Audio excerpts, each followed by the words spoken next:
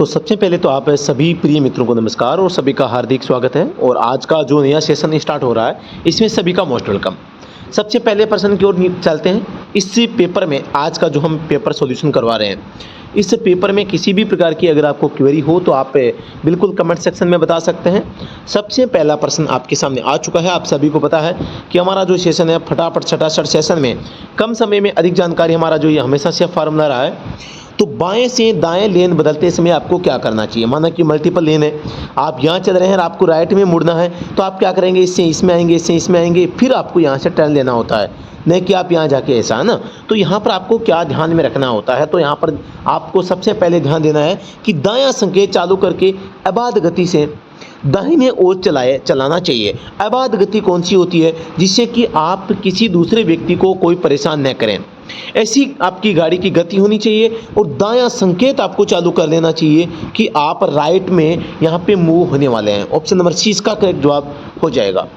प्रश्न 2 है, एक वाहन के कंपोनेंट पार्ट के एक ढांचे से जुड़े होते हैं, उस संरचना को क्या कहा जाता है। Engine, chassis, body shell, seat. तो शानदार प्रश्न यहाँ पर पूछा गया है। आप सभी को पता होगा जैसे चेसिस होता है, बॉडी होती है, फ्रेम होता है। तो यहाँ पर चेसिस जो होता है ऑलमोस्ट डीजल गाड़ी में होता है, फ्रेम ये जो बॉडी होती है पेट्रोल गाड़ी में होती है। तो यहाँ पर जो एक वाहन के जो कंपोनेंट होते हैं उन सभी कंपोनेंट्स को एक ढांचे में यहाँ पर बांधने का काम करता है, वो होता है चेसिस। आप सभी को पता होगा चेसिस इस टाइप से होता है और यहाँ पर ये आगे और पीछे से दोनों से यहाँ पर हॉरिजॉन्टल मेंबर और लॉन्ग मेंबर, ये लंबे वाले जो है लॉन्ग मेंबर कहलाते हैं और ये छोटे वाले हैं जो ये हॉरिजॉन्टल मेंबर कहलाते हैं। इनसे मिलकर ये बनता है। तो ऑप्शन नंबर बी चेसिस इसका जवाब हो जाएगा। आपातकालीन ब्रेक लगाने की स्थिति में क्या ध्यान में रखना चाहिए। पहली बात तो जब तक आपके फुट ब्रेक काम कर रहे हैं तब तक आपातकालीन ब्रेक यानी कि हैंड ब्रेक का इस्तेमाल यहाँ पर नहीं करना चाहिए। आपातकालीन ब्रेक कौन से होते हैं, हैंड ब्रेक को ही आपातकालीन ब्रेक के नाम से यहाँ पर जाना जाता है। आप दूसरे इसके अलावा मैं बात करना चाहूँगा कि अगर आप हैंड ब्रेक का इस्तेमाल कर रहे हैं तो आपको क्या सावधानी रखनी है। स्टीयरिंग पे पकड़ मजबूत रखनी है, धीरे धीरे स्लोली आपको हैंड ब्रेक है वो लगाने हैं। तो राइट आंसर हो जाएगा आपके सामने के वाहन से टकराने से आपको बचना है। जब आप अपनी गाड़ी के हैंड ब्रेक लगाएंगे, आपातकालीन स्थिति में आपातकालीन इमरजेंसी ब्रेक लगाएंगे तो गाड़ी अनबैलेंस होगी और सामने से जो गाड़ी आ रही है आपकी गाड़ी अपने रास्ते में न होकर आपकी गाड़ी इधर या उधर जा सकती है। उससे बचने के लिए आपके सामने के वाहन से टकराने से आपको है वो बचना है। ठीक है, तो यहाँ पर ये चीज़ आपको ध्यान देनी है। आपातकालीन ब्रेक लगाने की स्थिति में क्या ध्यान रखना है, सामने से आ रहे वाहन से टकरने से अपने आपको बचाना है। अगले प्रश्न में चलते हैं। एक टायर दबाव नापने के यंत्र का उपयोग कर टायर दबाव की जांच के समय अगर टायर दबाव निर्दिष्ट दबाव की तुलना में अधिक पाया जाता है, यानी आप हवा का जो प्रेशर है नापते हैं टायर में और आप ये पाते हैं कि टायर का प्रेशर ज़्यादा है, तो आप क्या करेंगे, सीधी सी बात है जो वाल्व केप है उसको खोलकर हवा निकाल देंगे।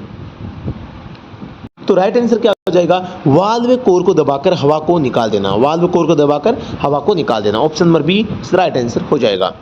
ब्रेक लाइन ब्लीडिंग किस लिए किया जाता है। आप सभी को पता है कि जो हाइड्रोलिक ब्रेक होते हैं, हाइड्रोलिक जो ब्रेक होते हैं ना, हाइड्रोलिक ब्रेक में ब्रेक ऑयल का इस्तेमाल किया जाता है।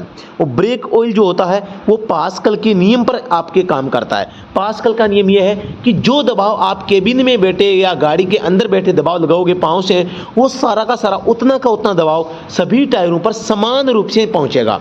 इसीलिए हाइड्रोलिक ब्रेक में अगर इस ब्रेक ऑयल के साथ में क्या आ जाती है, हवा आ जाती है, तो ये जो ब्रेक ऑयल का प्रेशर होता है उचित रूप से बन नहीं पाता, ब्रेक पर्याप्त रूप से नहीं लग पाता हैं। तो ये जो हवा होती है ब्रेक ऑयल के साथ में, इसको बाहर निकालने की जो प्रक्रिया होती है वही आपके जो है ब्रेक लाइन ब्लीडिंग के नाम से जानी जाती है। तो ब्रेक लाइन ब्लीडिंग किसके लिए की जाती है, फंसे हुए हवा को बाहर निकालने के लिए। Option number B right answer हो जाएगा।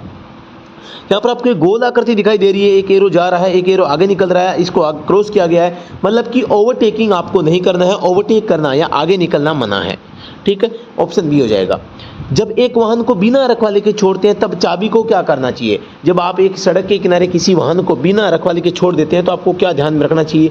सबसे पहली बात तो यह है कि आप जब भी गाड़ी को छोड़ के जाएं तो गाड़ी की चाबी को जरूर हटाएं और इंजन को बंद करें। दो काम आपको करना है। ऑप्शन नंबर डी राइट हो जाएगा। इग्निशन से हटाना चाहिए, मतलब आपको चाबी बाहर निकाल देनी है स्विच ऑफ करके। दूसरी बार वाहन का इंजन भी बंद है वो आपका हो जाना चाहिए। तो ये दो काम आपको हर बार करने हैं जब आप गाड़ी को रोक कर कहीं दूर जा रहे हैं। रहे हैं। ऑप्शन नंबर डी हो जाएगा। प्रश्न संख्या 8 है, एक खड़ी हुई कार को पार करते समय सावधानी बरतनी चाहिए, क्योंकि एक खड़ी गाड़ी है उसको आप अगर पार कर रहे हैं तो क्या सावधानी आपको बरतनी चाहिए। तो यहाँ पर इसके बारे में बताना है। कार के दरवाजे अचानक खुल सकते हैं, बिल्कुल राइट आंसर है। बिल्कुल आपको यही ध्यान देना है, यही सावधानी रखनी है कि कार के दरवाजे अचानक है वो ओपन हो सकते हैं और दुर्घटना हो सकती है, तो इससे आपको बचना है। मोटर वाहन अधिनियम 1988 के अनुसार आरक्षित पंजीकरण संख्या का कितने दिनों में दावा किया जाना चाहिए। आरक्षित का मतलब है आप मतलब कि वीआईपी नंबर प्लेट का लेना। वीआईपी का मतलब है जैसे 1212, 1111, इस टाइप के जो नंबर होते हैं, 8686, ठीक है, 7766, ऐसे नंबर होते हैं, 2255, इस प्रकार के जो नंबर होते हैं ये एक यूनिक नंबर होते हैं, और इस प्रकार के यूनिक के लिए आपको आरक्षित पंजीकरण के लिए आवेदन करना पड़ता है। और जितनी आप अच्छी सीरियल संख्या लोगे उतना ही आपकी जो गाड़ी का जो रजिस्ट्रेशन प्लेट का जो अमाउंट है वो बढ़ता जाएगा। तो यहाँ पर इसके लिए आप कब तक अपील कर सकते हैं या कब तक आप दावा कर सकते हैं लेने का, तो 30 दिनों के भीतर भीतर आप इसके लिए आवेदन है या दावा है वो कर सकते हैं। प्रश्न संख्या 10 है, शीतलक स्तर की जांच कब की जानी चाहिए। शीतलक का मतलब है कूलेंट। पहली बात तो जो बच्चे समझ नहीं पा रहे हैं, शीतलक का मतलब होता है कूलेंट, और कूलेंट की जांच कब करनी चाहिए आप सभी को पता है। कूलेंट की जांच हमेशा इंजन को चालू करके शुरू करने से पहले आपको करनी चाहिए।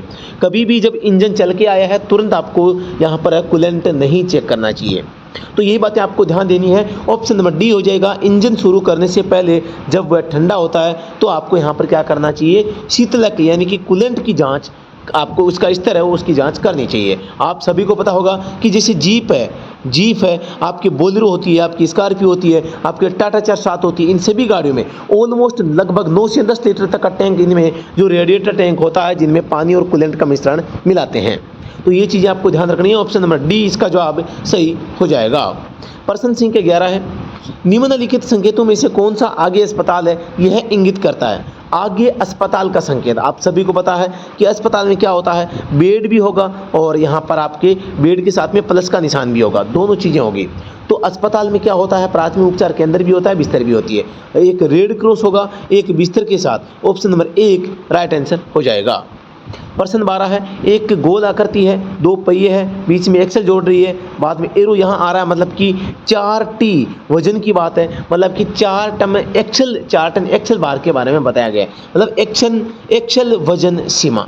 ऑप्शन नंबर 1 सही हो जाएगा। यहाँ पर एक गोल आकृति है, एरो का चिन्ह जा रहा था उसको काट दिया गया है, मतलब कि नो एंट्री, आपको प्रवेश नहीं करना है, प्रवेश निषेध का संकेत यहाँ पर दिया गया है। उत्तराखंड मोटर वाहन अधिनियम 2011 के अकॉर्डिंग पंजीकरण का एक अस्थायी प्रमाण पत्र निम्नलिखित में से किस रूप में जारी किए जाएंगे। उत्तराखंड मोटर वाहन नियम 2011 के अनुसार पंजीकरण का एक अस्थायी प्रमाण पत्र जो होता है ना वो जारी किस फॉर्म में किया जाता है ये आपको बताना है। तो ये फॉर्म 18 में जारी किया जाता है, फॉर्म SR 18। ये केवल उत्तराखंड राज्य के पढ़ने वाले युवाओं के लिए यहाँ पर प्रश्न आया है साथियों। तो ऑप्शन नंबर सी हो जाएगा। चित्र में संकेत क्या इंगित करता है आप सभी को बताया, गोल आकृति है, P बना हुआ है, इसको काट देंगे तो मतलब पार्किंग करना निषेध है। Option number D right answer हो जाएगा। प्रश्न संख्या 16 आपके सामने आ चुका है। एक मोटर गाड़ी के इंजन में ईंधन को कैसे जलाया जाता है। इंजन के अंदर ईंधन को जलाना काफ़ी सरल काम नहीं होता, मुश्किल काम होता है। आप सभी को पता होगा कोई भी इंजन होता है, जैसे कि पेट्रोल इंजन की बात करते हैं तो पेट्रोल इंजन में स्पार्किंग के माध्यम से डीजल जलता है, लेकिन डीजल इंजन की पेट्रोल जलता है। अब डीजल इंजन की बात करते हैं तो इसमें हवा को गर्म करके हवा के माध्यम से आपको डीजल को जलाना होता है। तो ऑप्शन नंबर डी हो जाएगा। इससे पेट्रोल इंजन में एक स्पार्क प्लग का उपयोग करके जलाया जाता है और डीजल इंजन में एक गर्म कक्ष में ईंधन भरकर, गर्म कक्ष जो है इसमें मतलब कि हवा का कंप्रेशन होता है और उसमें अगर हम ईंधन को भरेंगे, ईंधन का छिड़काव करेंगे तो ईंधन जलता रहेगा। तो यहाँ पर आपको ध्यान देना है कि पेट्रोल इंजन में स्पार्क प्लग, डीजल इंजन में क्या होता है, हीटर प्लग होता है। अगले प्रश्न पे चलते हैं। प्रश्न संख्या 17 है। एक जो गाड़ी वाला ड्राइवर है हथेली को बाहर निकाल के एक बार ऊपर दूसरी बार नीचे ऐसा कर रहा है, मतलब कि गाड़ी को की रफ्तार को या गति को कम करने का या गाड़ी को धीमा करने का संकेत कर रहा है। ऑप्शन नंबर 1 रफ्तार कम करने का इरादा हो जाएगा। प्रश्न संख्या 18 है, अनेक गंतव्यों के लिए दूरी दिखाने वाला एक बोर्ड किस प्रकार का साइनेज है? यानी कि एक अनेक गंतव्यों के लिए दूरी दिखाता है, दूरी दिखा रहा है भाई। यहाँ पर सूचना युक्त संकेत होगा पहली बात तो, अगर दूरी दिखा रहा है तो। यहाँ पर दूसरी बात है, दिखाने वाला एक बोर्ड किस प्रकार का साइनेज है, मतलब अनेक गंतव्यों की ओर बताता है। एक ऐसा बड़ा संकेत होता है जिसमें यहाँ एरो इधर है, यहाँ एरो है, यहाँ इधर है, यहाँ इधर है, इस टाइप से एरो वहाँ पे हो सकते हैं। तो यहाँ पर जो अनेक गंतव्य, मतलब कि जो यहाँ पर जो आप जहाँ पर रहते हैं अनेक गंतव्यों के लिए आपको एक ही जगह आप अटेंडेंस देते हैं, मानो चौराहे पर हैं, आपको पता कैसे चलेगा कि आपको कहाँ पर जाना है? इसके लिए वहाँ पर एक बोर्ड बना होगा। चौराहे पर 5-6 सड़कें होती है, तो हर सड़क के बारे में बताया गया होगा कि कौन सी सड़क कहाँ पर जाती है। तो यहाँ पर आपको ध्यान देना है, अनेक गंतव्यों के लिए दूरी दिखाने वाला एक बोर्ड, उसका नाम है क्या? सूचना युक्त संकेत होता है। प्रश्न संख्या 19, टायर में दरारें किसके कारण आती है? आप सभी को पता है टायर में दरारें आने का कारण एक और एक है, वो है रबड़ का पुराना होना। टायर का रबड़ अगर पुराना होगा तो टायर में दरारें आ सकती है। प्रश्न संख्या 20 है, वाहन की अचानक गति वर्धन की स्थिति में आपको क्या करना चाहिए? यहाँ पर देखो, अचानक गाड़ी को अगर यहाँ पे पिकअप प्राप्त करना है, एक तो होती है पावर, एक होता है पिकअप। 2 स्ट्रोक इंजन जो होता है उसमें जो है पावर ज़्यादा होती है, 4 स्ट्रोक इंजन में यहाँ पर पावर कम होती है तुलनात्मक रूप से अगर हम बात करते हैं तो। साथ ही दोस्तों, अगर गाड़ी की गति को वर्धन यानी कि बढ़ाना है तो पहला गियर होगा। और दूसरी बात दोस्तों, यहाँ पर वाहन की अचानक गति वर्धन की स्थिति में वो धीमा करने के लिए क्या होगा फिर, मतलब कि गति वर्धन, गति आपको कम रखनी है तो भी 1 नंबर है, और अचानक अगर आपको बढ़ाना है तो भी 1 नंबर। मतलब कि गाड़ी को रवाना करने के लिए यहाँ पर अगर आपको अचानक गति चाहिए तो पहले गियर में सबसे पहले आपको क्या करना पड़ेगा? सबसे पहले गाड़ी को 1 नंबर में आपको स्पीड में गाड़ी चलानी पड़ेगी, ठीक है, फिर ही गियर शिफ्ट होगा। तो वाहन के अचानक गति वर्धन का मतलब है आप जब गाड़ी की स्पीड पकड़ाते हैं। इस प्रश्न का हालांकि जो जवाब है बोर्ड ने ऑप्शन नंबर 1 गियर को दूसरे में शिफ्ट करेंगे, ये जवाब माना गया है। इंजन के कितने डिग्री सेल्सियस के बीच कार्य करते समय एक कार को सर्वोत्तम ईंधन दक्षता प्राप्त होती है? आप सभी को पता होगा कि इसकी जो वैल्यू होती है 81 डिग्री से 85 डिग्री की वैल्यू एक्चुअल में थर्मोस्टेट वाल्व की होती है। तो यहाँ पर ऑप्शन नंबर कौन सा हो जाएगा? बी हो जाएगा राइट आंसर। यानी कि 84 से 90 डिग्री सेल्सियस तक का जो टेम्परेचर है वो अच्छा है और इंजन के लिए भी अच्छा रहता है। तो यहाँ पर 84 से 90 डिग्री भी आ सकता है, 81 भी आ सकता है, आपको याद रखना है। इंजन तेल का परिवर्तन निम्न परिस्थितियों में से किस पर आधारित होना चाहिए? जो आपका इंजन है, कोई भी गाड़ी है, उसमें आप तेल यानी कि ऑयल परिवर्तन करवाते हैं, ऑयल परिवर्तन करवाएंगे तो वहाँ पर आप किन परिस्थितियों को ध्यान में रखेंगे, इसके बारे में आपको बताना है। तो इंजन की कार्य अवधि की, वो कार्य किस टाइप से कर रहा है, यात्रा किया हुआ किलोमीटर, कितने किलोमीटर गाड़ी चल गई है, शीतलक तापमान आदि की जांच करना कि वो टैंक में है या नहीं है। तो इस प्रकार से आप जो है इंजन तेल का परिवर्तन निम्न स्थितियों में किस प्रकार से कर सकते हैं? आप निम्न कार्यों को अच्छे तरीके से कर सकते हैं, ठीक है। इसके अलावा प्रश्न संख्या 23, फ्लैट टायर बदलने के लिए कौन सा टूल सेट वाहन में उपस्थित होना चाहिए? फ्लैट टायर का मतलब है पंचर टायर, फ्लैट का मतलब है पंचर टायर, और पंचर टायर को जब बदलेंगे आप सभी को पता है सॉकेट और स्क्रू ड्राइवर तो कम से कम चाहिए ही होता है टायर को खोलने के लिए। ऑप्शन नंबर बी इसका राइट आंसर हो जाएगा। निम्न में से कौन सा कागजात से संबंधित एक यातायात अपराध है? यातायात कागजों से संबंधित कागज आपके पास नहीं है, फिर भी एक क्या है, यातायात का अपराध माना जाता है, और वो होता है गाड़ी का इंश्योरेंस। और वो भी आप सभी को बताया धारा 146 और 147 के तहत आपके पास में बीमा होना जरूरी है। साथ ही दोस्तों, अगर आप पालन नहीं करते हैं तो धारा 196 है, और कम से कम 2000 का जुर्माना पहली बार में होता है, ठीक है। तो यहाँ पर option number D right answer हो जाएगा। प्रश्न संख्या 25 है, जेब्रा चिन्हांकन पर एक वाहन को क्या करना चाहिए? जेब्रा लाइन यानी कि फुटपाथ जहाँ पर होता है, तो यहाँ पर आपको गाड़ी को हमेशा फुटपाथ से पहले रोक लेनी चाहिए, यानी कि चिन्हांकन से पहले रोकना चाहिए। Option number D right answer हो जाएगा। टर्बो चार्जर जो शक्ति उत्पादन को बढ़ाने में मदद करता है, वह किसका एक हिस्सा होता है? टर्बो चार्जर आप सबको पता है स्थिति क्या होती है, स्थिति क्या होती है, यहाँ पर आप सबको पता है एग्जॉस्ट में लगा रहता है। कहाँ लगा रहता है? एग्जॉस्ट में। जब गाड़ी मतलब कि टर्बो चार्जर जो शक्ति उत्पादन को बढ़ाने में मदद करता है, किसका भाग होता है? स्थिति बात करते हैं एग्जॉस्ट मैनिफोल्ड पे, जहाँ से इंजन से धुआं निकलता है वहाँ पर ये लगाया जाता है ताकि धुएं से इसको घुमाया जा सके। दोस्तों यहाँ पर मैं बात बताना चाहूँगा कि यहाँ पर ये काम तो इसका क्या है, घूमकर इंजन को हवा देना। घुमाता कौन है? यहाँ पर गाड़ी का धुआं। यानी कि स्थिति पूछे तो यहाँ पर एग्जॉस्ट सिस्टम का यहाँ के ऊपर लगी हुई है ना। टर्बो चार्जर को एग्जॉस्ट मैनिफोल्ड के ऊपर लगाया जाता है। ठीक है, तो ये आपको ध्यान देना है। लेकिन काम क्या है, इंजन को शुद्ध हवा प्रोवाइड करवाना। ऑप्शन नंबर कौन सा सही हो जाएगा इसमें, ऑप्शन नंबर इसका हो जाएगा डी। टर्बो चार्जर है वो निकास तंत्र को बढ़ाने में मदद करता है। ये किसका एक हिस्सा है, वो निकास तंत्र का एक भाग होता है। ठीक है, अगले प्रश्न पे चलते हैं।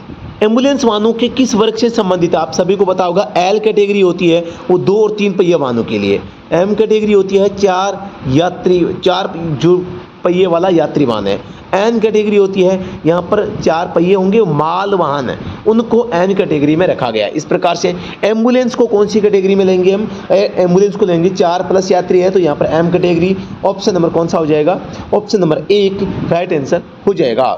निम्नलिखित कथनों में से कौन सा सही ड्राइविंग अभ्यास का प्रतिनिधित्व करता है। सही ड्राइविंग अभ्यास का, जब आप एक चौराहे या सड़क के कोने के समीप आने वाले हैं तब उसी गति को बनाए रखें, गलत हो जाएगा भाई। जब एक अन्य कार आपके आगे निकलने की कोशिश करता है तब उसी गति को बनाए रखें। ये बात ठीक है, यानी आप गाड़ी की गति को धीमा न करके उसी गति को मेंटेन कर रहे हैं जो पहले से थी। जब एक अन्य कार आपके आगे निकलने की कोशिश करता है तब गति बढ़ाएं, बढ़ाना भी नहीं है, सी भी गलत हो जाएगा। जब आप एक चौराहे या सड़क के कोने के समीप आने वाले हैं तब गति बढ़ाएं, ये भी गलत हो जाएगा, गति तो बढ़ानी ही नहीं है।